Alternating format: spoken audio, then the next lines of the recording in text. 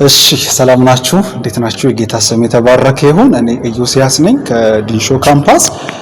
በአርሲ ዩኒቨርሲቲ መጋቢት ወርን ለምን ሞተ በሚል ሐሳብ እንደ ጀነራል ፌሎሺፕ ጀምረነው የነበረውን ሐሳብ ነው በዚህኛው ሳምንት ከኔ ጋር እናጠቃልለዋለን። የመጀመሪያውን ሳምንት ሊያስታርቀን ሞተ ብለን አይተናል።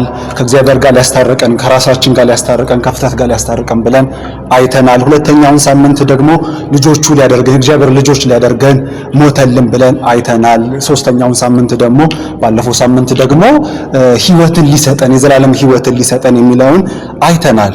ዛሬ ጌታ ቢፈቅድና ቢረዳን በዚህች አጭር ደቂቃዎች ውስጥ ፍቅር ግድ ብሎት ሞተልን፣ ፍቅር ይዞት ሞተልን፣ ለኛ ብሎ ሞተልን፣ ለኔ ብሎ ሞተልን የሚለውን ሐሳብ ከኔ ጋር እንነጋገራለን። በተለይ ወደ ፕራክቲካል ፓርቱን ወይም ደግሞ ይሄ ተግባራዊ ክርስትና የሚለውን አይነት እሱኛው ላይ እንነጋገራለን። ስለዚህ ባሉት ጥቂት ደቂቃዎች ውስጥ እሱን እናያለን ማለት ነውና አመስግነን እንጀምር። ቅዱስ እግዚአብሔር አባቴ ሆይ በናዝሬቱ በጌታ በኢየሱስ ስም እናመሰግንሃለን። እግዚአብሔር ሆይ ስለወደድከን ሞተልናልና ስምህ ለዘላለም ይባረክ። ደግሞ አስተምረን፣ ፍቅርህን መረዳት እንድንችል እባክህ ማስተዋልን ስጠን። ይህንን ታደርጋለህ፣ ስምህ ይባረክ በኢየሱስ ስም። እሺ ቅድም መግቢያው ላይ እንደነገርኳችሁ ዛሬ ከኔ ጋር የምናየው ለምን ሞተ የሚለውን ሐሳብ ከኔ ጋር ፍቅር ግድ ብሎት ሞተ፣ ስለወደደን ሞተልን የሚለውን ሐሳብ እናያለን ማለት ነው። መጽሐፍ ቅዱስን ብዙ ስታስተውሉ ከመጽሐፍ ቅዱስ ሐሳቦች ውስጥ የመጀመሪያው ወይም ደግሞ የክርስትና መሰረት ተብሎ የሚታሰበው እግዚአብሔር እኛን መውደዱ ነው ወይም ደግሞ ፍቅር ግድ ማለቱ እንደሆነ መጽሐፍ ቅዱስ በጣም ሰፊ ኤንፋሲስ ሰጥቶ ይናገራል። በተለይ ደግሞ ብዙዎቻችሁ የወንጌል ስርጭት ጊዜ ላይ የምትጠቀሙት ወይም ደግሞ ብዙ ጊዜ ላይ የምንጠቀመው የዮሐንስ ወንጌል ምዕራፍ 3 ቁጥር 16 ላይ በእርሱ የሚያምን ሁሉ የዘላለም ሕይወት እንዲኖረው እንጂ እንዳይጠፋ እግዚአብሔር አንድ ልጁን እስኪሰጥ ድረስ ዓለምን እንዲሁ ወዷልና ይላል። ማለት እግዚአብሔር አብ የወደደው ዓለምን እንዲሁ ነው የወደደው፣ እንደዚሁ ነው፣ ያለምንም ቅድመ ሁኔታ ነው፣ ያለምንም ኳሊፊኬሽን ነው፣ ያለምንም መስፈርት ነው የወደደው፣ እንደዚሁ ወደደ ይላልና የመውደዱ ማሳያና ፍቅሩን መግለጫው በዚህ ነው። ስለዚህ ወዶናልና አዳነን፣ ስለተወደድን ነው ኢየሱስ የሞተልን፣ ፍቅሩን ለማሳየት ነው ኢየሱስ የሞተልን፣ እግዚአብሔር አብ ልጁ ላይ የጨከነበት። ፕላስ ደግሞ የአንደኛ ዮሐንስ ምዕራፍ 4 ቁጥር 10 ላይም ደግሞ ማየት እንችላለን። ፍቅር እንደዚህ ነው፣ እንዴት እግዚአብሔር እርሱ ራሱ እንደወደደን፣ ሃሌሉያ፣ ስለ ኃጢአታችንም ማስተሰሪያ ይሆን ዘንድ ልጁን እንደላከ እንጂ እኛ እግዚአብሔር እንደወደድነው አይደለም ይላል። ማለት በአሁን ሰዓት ላይ በጣም ብዙ አይነት የፍቅር ዲፊኒሽኖች አሉ። በጣም ብዙ አይነት ፍቅርን የሚያብራሩ ፍቅር እንዲህ ነው፣ ፍቅር እንደዛ ነው እያሉ ብዙ የሚነገሩ ብዙ ዓለም የምትሰብከን ብዙ ነገሮች አሉ። ነገር ግን እውነተኛው ፍቅር እውነተኛው የእግዚአብሔር ፍቅር ነው። እሱም እንዴት ነው ካላችሁ እግዚአብሔር ራሱ እንደወደደን ስለ ኃጢአታችን ማስተሰሪያ ይሆን ዘንድ ልጁን እንደላከልን ነው። እንደ ራሱ ነው የወደደን፣ ወይም ደግሞ ለኃጢአታችን ማስተሰሪያ ይሆን ዘንድ ልጁን እንደላከልን ነው። መወደዳችን ልኬቱ ምን ያክል ነው ካላችሁ የልጁን ያክል ነው፣ የወልድን ያክል ነው፣ የኢየሱስን ያክል ነው የወደደን። ፍቅሩን ማሳያው በዚህ ነው። ስለዚህ እኛ እግዚአብሔር እንደወደድ ነው አይደለም፣ እውነተኛው ፍቅር በዛ ይታያል። ሌላኛው ክፍልም ልጨምርላችሁ የዮሐንስን አንደኛ ዮሐንስ ምዕራፍ 3 ቁጥር 16 ላይ እንዲህ ይላል፣ እርሱ ስለ እኛ ነፍሱን አሳልፎ ሰጥቷል። ኢየሱስ ስለ እኛ አሳልፎ ሰጥቷል። በዚህ ፍቅርን አውቀናል፣ በዚህ ፍቅርን አይተናል፣ በዚህ ፍቅርን ቀምሰናል። እንዴት ቀመስን? ኢየሱስ ራሱን አሳልፎ በመስጠት ኢየሱስ ስለኛ ኃጢአት ስለኛ በደል በመስቀል ላይ በመንጠልጠል ፍቅርን አይተናል፣ ፍቅርን ቀምሰናል፣ ፍቅርን አጣጥመናል። እውነተኛ የሆነውን ፍቅር በኢየሱስ በኩል አይተነዋል። ስለ ነፍሳችን አሳልፎ ራሱን በመስጠት አይተናል። እንግዲህ ዮሐንስ በጣም ብዙ ክፍሎችን ስለ ፍቅር የሚሰብክ የፍቅር ሐዋርያ ተብሎ ይታወቃል። ነገርና ይመስለኛል እንደ በተለይ ደግሞ ከሐዋርያቶቹ ውስጥ ከ12 ሐዋርያቶቹ ውስጥ በጣም ኢነር ሰርክል የሚባሉ አሉ፣ በጣም የቅርብ የሚባሉ አሉ። ከነሱ ውስጥ ዮሐንስ ደግሞ አንደኛው ነው። ጴጥሮስ፣ ያዕቆብና ዮሐንስ ነውና ከነዚህ ከሶስት ውስጥ ዮሐንስ ደግሞ በደንብ ወደ ኢየሱስ የተጠጋ ነውና ወደ ኢየሱስ በደንብ በተጠጋችሁ ቁጥር የምታሳዩት ባህሪ ፍቅር እንደሆነ በዚህ ማስተዋል እንችላለን። ሌላኛው ከሚናገረው ክፍል ውስጥ ዮሐንስ ወንጌል ምዕራፍ 15 ቁጥር 13 ላይ እንዲህ ይላል፣ ነፍሱን ስለ ወዳጆቹ ከመስጠት ይልቅ ከመስጠት ይልቅ ከዚህ የሚበልጥ ፍቅር ለማንም የለም ይላል። ማለት የፍቅር ማሳያና የመጨረሻው ጥጉ የመጨረሻው ማሳያ ነፍሱን እስከ መስጠት ነው የወደደን። ምን ያክል ወደደን? ኢየሱስ ራሱን እስኪሰጥ ድረስ ወደደን። ልኬቱ እሱ ነው፣ ራሱን በመስጠት ነው ያሳየው። ስለዚህ ከዚህ የሚበልጥ ፍቅር ቤትም አናገኝም፣ የትም አይገኝም። እውነተኛውና የመጨረሻው የፍቅሩ ማሳያ ራሱን በመስጠት ነው። ኢየሱስ በፍቅሩን የገለጠልን በመስቀል ላይ በመንጠልጠል ነው። ስለዚህ ነገር ግን ሮሜ ምዕራፍ 5 ነገር ግን ገና ኃጢአተኞች ሳለን ክርስቶስ ስለ እኛ ሞቷልና እግዚአብሔር ሃሌሉያ ለኛ ያለውን ፍቅር ያስረዳል። ማለት ኢየሱስ ክርስቶስ ገና ኃጢአተኞች ሳለን በመስቀል ላይ ሲሞትልን ስለኛ ሲሰቀልልን ማሳያው ምንድነው? ፍቅር። ሃሌሉያ። ለምን ሞተ ካልን ስለወደደን ሞተ። ለምን ሞተ ካልን ተወደናል። እግዚአብሔር አብ ልጁን እንደሚወደው እኛን ስለሚወደን አንድያ ልጁ ላይ ጨከነበት። ኢየሱስን ሲጨክንበት ባይዘው ስለማይወደው አይደለም፣ ስለሚጠላውም አይደለም፣ ወይም ደግሞ ሌላ ሁለተኛ አማራጭ ስላለው አይደለም። እኛን ልጁን እንደወደደ እኛንም ስለሚወደን ነው። ለዛም ይመስለኛል ጳውሎስ ለኤፌሶን ሰዎች ላይ የእግዚአብሔርን ፍቅር በትክክል እንዲረዱ የእግዚአብሔርን ፍቅር ማወቅ እንዲችሉ፣ ምክንያቱም በተረዱት ልክ ነው፣ በገባቸው ልክ ነው የሚመላለሱት፣ በዛ እውነት ልክ መሰረት ነው የሚወጡት የሚገቡት። ለዛም ይሆናል ሮሜ ምዕራፍ 3 ቁጥር 18 ላይ አባትነት ሁሉ በሚሰየምበት በአብ ፊት እንበረከካለሁ ብሎ ከጸለየባቸው ጸሎት ርዕሶች ውስጥ እንዲህ ይላል፣ ከቅዱሳን ሁሉ ጋር ስፋቱና ርዝመቱ ከፍታውና ጥልቀቱ ምን ያህል ለማስተዋል ሃሌሉያ ምን ያህል ለማስተዋል ከመታወቅ የሚያልፈውንም የክርስቶስን ፍቅር ለማወቅ ትበረቱ ዘንድ እስከ እግዚአብሔር ፍጹም ሙላት ደርሳችሁ ትሞሉ ዘንድ በአብ ፊት እንበረከካለሁ ይላል። በአብ ፊት እለምናለሁ ይላል። በአብ ፊት እጮሃለሁ ይላል። ሃሌሉያ እለምናለሁ ይላል። ለምን ካላችሁም ይሄ ከመታወቅ የሚያልፍ ፍቅር እሱን ስንረዳ እሱን ስናውቅ እሱን ሲገባን ምልልሳችን ይቀየራል፣ መውጣት መግባታችን ይቀየራል። ክርስትና የሚቀለው እግዚአብሔርን በመውደድ ስንጀምር ነው እንጂ የዘላለምን ቅጣትን አስበን ከፍርሃት የሆነ የመነጨ ቅድስና አይቀድስም፣ እስከ መጨረሻው አይሄድም፣ የሆነ መንገድ ላይ ይቀራል። እግዚአብሔርን ከመውደድ የተጀመረ ክርስትና ነው ፍሬ ያለው። ለዛም ነው ጳውሎስ እዚህ ጋር ሮሜ ምዕራፍ 5 ላይ ያለው የተናገረውን ማለት ነው። ምን አለ መሰላችሁ? ሮሜ ምዕራፍ ቅድም እንዳነበብኩላችሁ ገና ኃጢአተኞች ሳለን ክርስቶስ ስለኛ ሞቷል። እግዚአብሔር ለኛ ያለውን ፍቅር ያስረዳል። እግዚአብሔር ለኛ ያለውን ፍቅር መረዳት እንዲችሉ ነው ኤፌሶን ላይ መጥቶ ደግሞ የሚጸልይላቸው አባትነት ሁሉ በሚሰየምበት በአብ ፊት ተንበርክኮ ስፋቱ ርዝመቱ ከፍታው ጥልቀቱ ከማስተዋል የሚያልፍ የሚለው እሱ ነው። ማለት የሆነ ርዝመትን ከዚህ እስከዚህ ያክል ነው፣ ይሄን ያክል ዩኒት ነው፣ ይሄን ያክል ኪሎግራም ነው፣ ይሄን ያክል ነው ብለን በቁጥር ዲፋይን እናደርገዋለን። የእግዚአብሔርን ፍቅር ግን በእንደዛ ዲፋይን ማድረግ አንችልም። ለምን?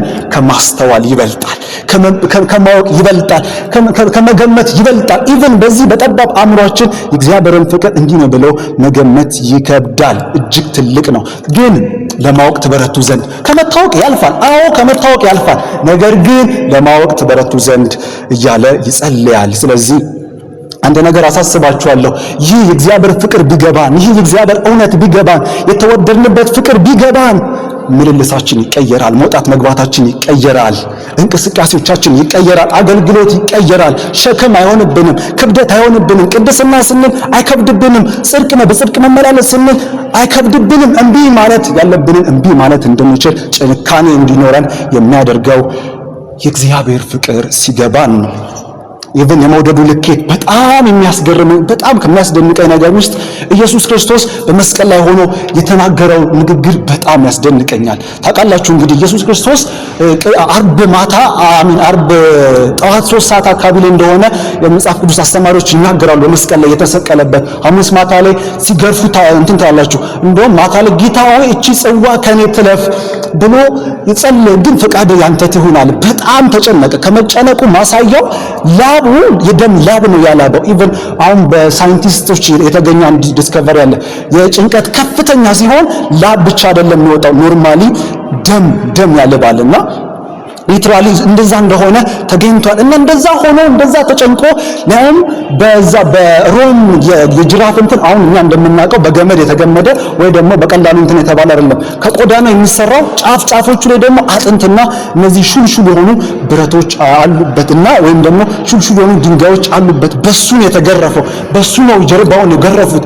እና ሲገርፉት ስጋው ነው የሚነሳው እንጂ ዝም ብሎ ሰንበር አይደለም። ዝም ብሎ ስጋው ነው የሚነሳው። ጀርባው ላይ አጥንቱ እስኪገለጥ ነው ደሙ እስኪፈስ በደንብ ተገርፎ በመስቀል ላይ ተንጠልጥሎ ኢቭን የተወጋበት ሚስማር ራሱ ይሄ እኛ እንደምናውቃት እቺ ትንሽ አይነት ሚስማር አይደለም። ልክ እንደ በፌሮ አይነት እዚህኛው ላይ ነው ሴንሲቲቭ የሆነ ፓርቱ ላይ ነው የተመታውና ኢየሱስ ክርስቶስ በመስቀል ላይ ሆኖ እስከ 9 ሰዓት ቆየ። በመስቀል ላይ እያጣጣረ በጣም እየቆየ ሳለ በጣም ከበደው። አትሰም ፖይንት ላይ በጣም ከበደውና ምን አለ መሰላችሁ 9 ሰዓት በደረሰ ጊዜ ኤሎሄ ኤሎሄ ላማ ሰበቅታኒ አምላኬ አምላኬ ስለምን ተውከኝ አለ።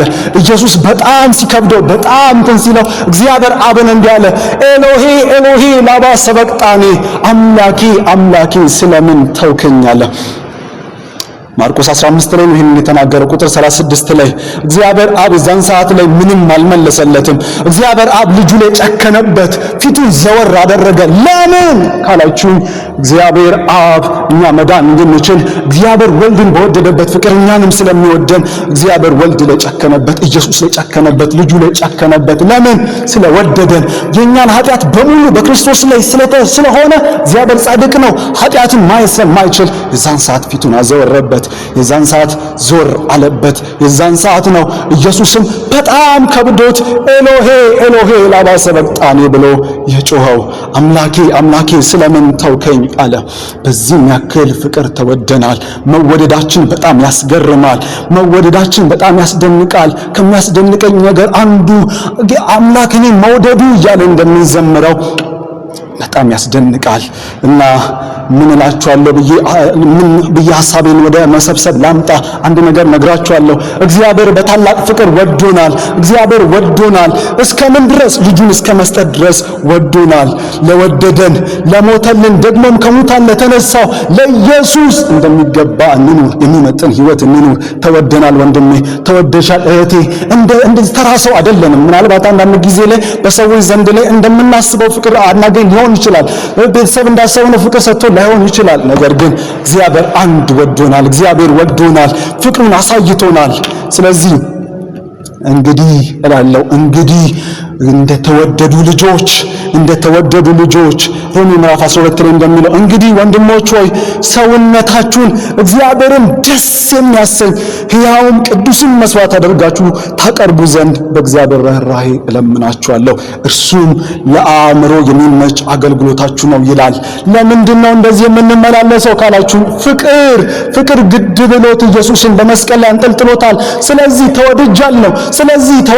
እንደተወደደ ሰው መመላለስ አለብኝ።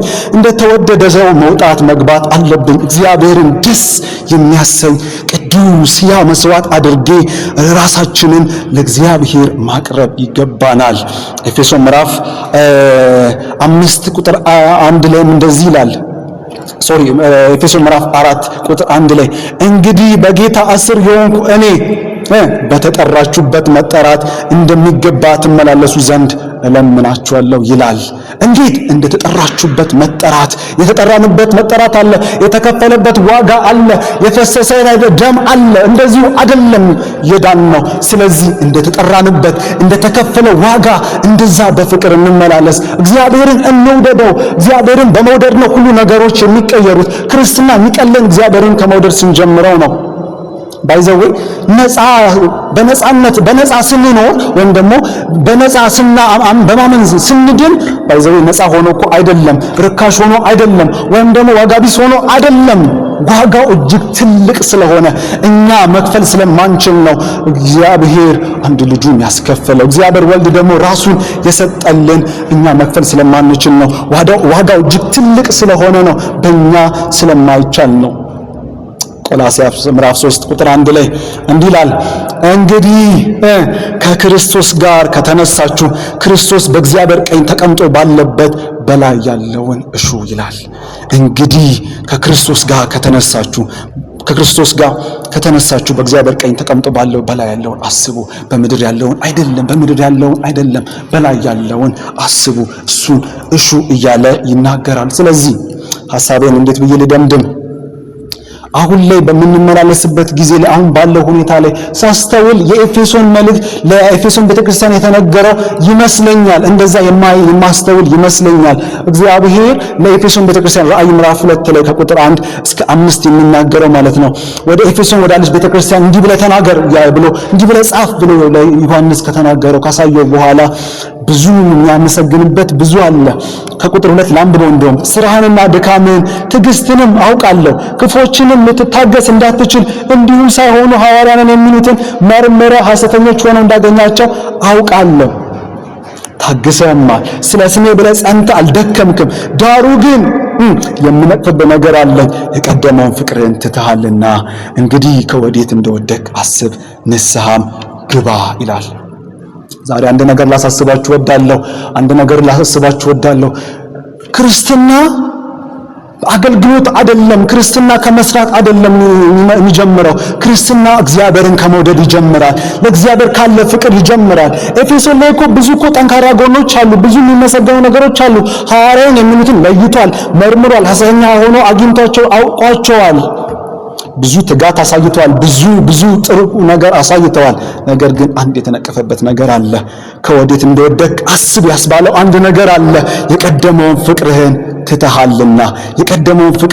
ትተሃልና እንደገና የቀደመውን ስራህን አድርግ እያለ ይናገራል። ስለዚህ ብዬ ሐሳቤን ልደምድምና ሐሳቤን ልሰብስብ።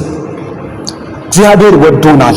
ለምን ሞተ ካልን ፍቅር ግድ ብሎት ሞተ። ስለወደደኝ ሞተልኝ፣ ስለተወደደን ሞቶልናል። ስለዚህ እንዴት እንመላለስ? እንደወደደን ለሱ በመኖር እሱን በመውደድ እንኑር፣ እሱን በመውደድ እንውጣ፣ እንግባ። ስለዚህ በዚህ አይነት ህይወት ምልልስ እንድንል አሳስባችኋለሁ። እና የመጨረሻ ሐሳብ ምንለው ለምን ሞተ የሚለው ይሄ የመጨረሻ የመደምደሚያ ሐሳብ ነው። እንግዲህ ከኔ ጋር ያየነው። ስለዚህ አንድ ነገር አሳስባችኋለሁ። እናንተም በዓልን ስታስቡ አሁን እንግዲህ በቅርብ ፋሲካ አለ እና ፋሲካን ስታስቡ ከመብላት ከመጠጣት በዓልን ከማድረግ ባለፈ በትክክል ለምን እንደሞተ አውቀን ለምን እንደሞተ ተረድተን ለኔ ነው የሞተው በሚል ለሞተልን ለክርስቶስ ለሱ የሚመጥን ህይወት የሚመጥን ምልልስ እንድናሳይ አሳስባችኋለሁ። ጌታ ዘመናችሁን ይባርክ። በእውነት በጣም ነው የምንወዳችሁ። ጌታ ዘመናችሁን ይባርክ። ተባረኩልን። ጸልየን እንጨርሳለን። ቅዱስ እግዚአብሔር አባት ሆይ ስለ ሁሉ ነገር እናመሰግንሃለን። ስለተወደደን ስምህ ይባረክ። ፍቅር ግድ ብሎ በመስቀል ተንጠልጥለሃልና ስምህ ለዘላለም ይባረክ። እባክህን ይህንን ፍቅር አስረዳን። ይህንን እውነት ግለጥልን። ቀሪ ጊዜያችንን ተቆጣጠር። በልጅህ በክርስቶስ ኢየሱስ ስም አሜን። ተባረኩልን።